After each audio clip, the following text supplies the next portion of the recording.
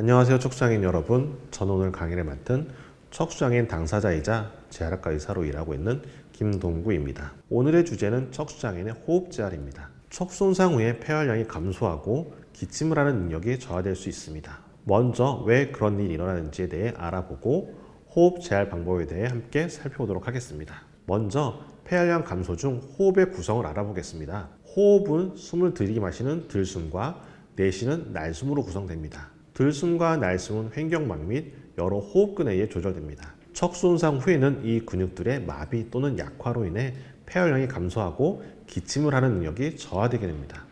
횡격막은 들숨의 주된 근육으로 정상 호흡 시 폐활량의 약 65에서 75%가 횡격막의 영향을 받습니다. 횡격막은 경수 3번부터 5번에서 기인한 횡격막 신경을 통해 지배받기 때문에 경수 5번 이상의 척수손상 환자의 경우 횡격막 기능의 저하가 발생하고 이로 인해 폐활량의 감소가 발생합니다. 경수 2, 3번의 손상 경우에는 횡격막에 완전 마비가 발생할 수 있어 호흡을 위해 인공호흡기의 도움이 필요하게 됩니다. 들숨을 도와주는 흉쇄 유돌근, 소흉근과 같은 호흡 보조근들은 척수신경을 통해 지배받는 근육도 있으나 뇌신경에 의해 지배받는 근육도 있어 상대적으로 횡격막에 비해 척수손상 후 기능 저하의 영향이 적습니다. 날숨은 들숨과 달리 근육에 힘이 없어도 가능한 수동적으로 일어나는 과정입니다. 날숨을 담당하는 근육들이 중요하게 작용할 때는 기침을 하기 위해 강한 힘이 필요할 때입니다. 많은 근육 중 흉수 7번부터 12번에 의해 지배받는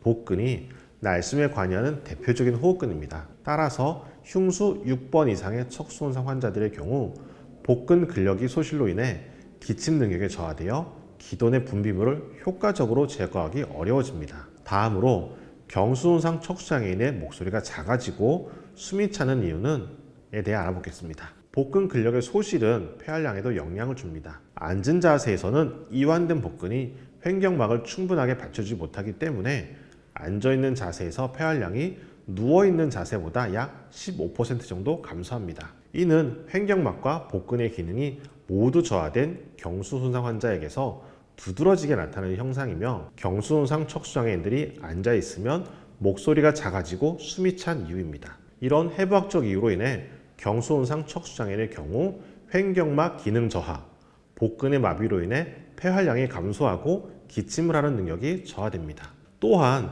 상위 흉수손상 장애인의 경우 복근의 마비로 인해 폐활량이 감소하고 기침을 하는 능력이 저하됩니다. 다음으로 폐렴에 대해 알아보겠습니다. 척수손상 후 폐렴은 어떻게 발생할까? 척수손상 후에는 상대적으로 부교감신경의 작용이 우세해집니다. 부교감신경은 기도 내에 분비물 생산을 담당하는 신경이기 때문에 기도 내 분비물이 증가하게 됩니다. 이를 기침으로 원활히 제거할 수 있으면 괜찮겠지만 앞에서 살펴본 대로 기침 능력이 감소된 상태이기 때문에 기도 내 분비물인 가래 배출이 어려워집니다. 기도 내 분비물이 축적되어 기도가 막히게 되면 이로 인해 폐렴이 발생할 수 있습니다.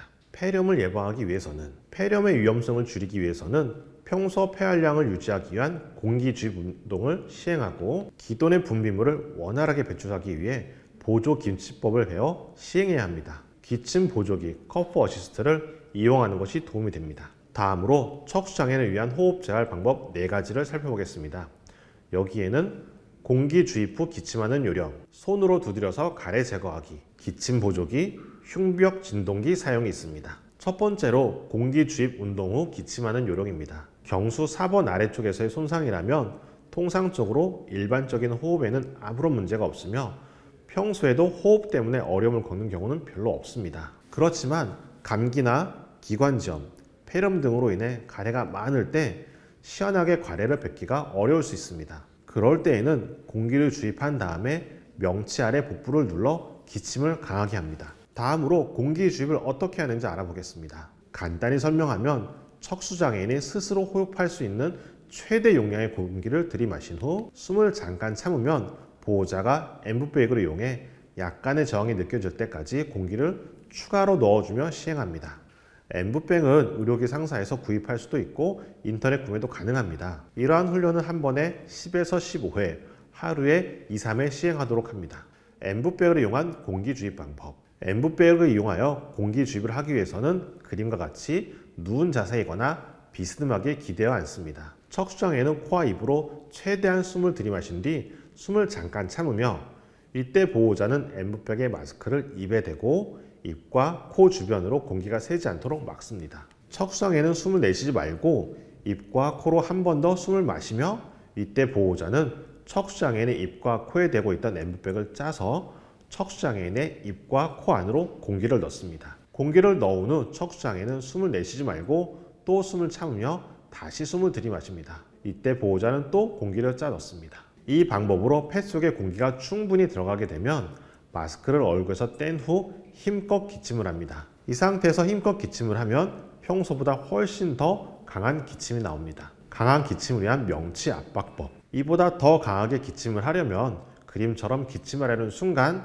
명치 아래 상복부를 보호자가 힘껏 눌러주면 더 강한 기침이 나옵니다. 시행자는 자신의 손바닥 면을 명치 아래 상복부에 놓고 그림의 화살표 방향, 즉 명치 아래 상복부 위에서 후상 방향으로 압력을 주어 기침을 도와줍니다. 공기 주입을 하지 않고 기침하려는 순간 명치 아래 상복부만 눌러주어도 그냥 기침하는 것보다 훨씬 세게 나옵니다. 그렇지만 강한 기침은 공기를 주입하고 기침하려는 순간 명치 아래 상복부를 누를 때 나올 수 있습니다. 공기 주입 운동은 가래가 많지 않을 때에도 평소에 하루 한두 번이라도 해두면 무기폐를 예방하는 등 폐 건강에 좋습니다. 손으로 두드려서 가래 제거하기. 아침에 자고 일어났을 때 가래가 많으면 손을 그림처럼 컵 모양으로 만들어 등을 두드린 다음에 공기 주입과 기침을 하면 더 효과적입니다. 등은 아래쪽부터 두드리기 시작하며 1초에 2, 3회 정도의 속도로 두드립니다. 엎드린 자세에서 두드리는 것이 가장 효과적이지만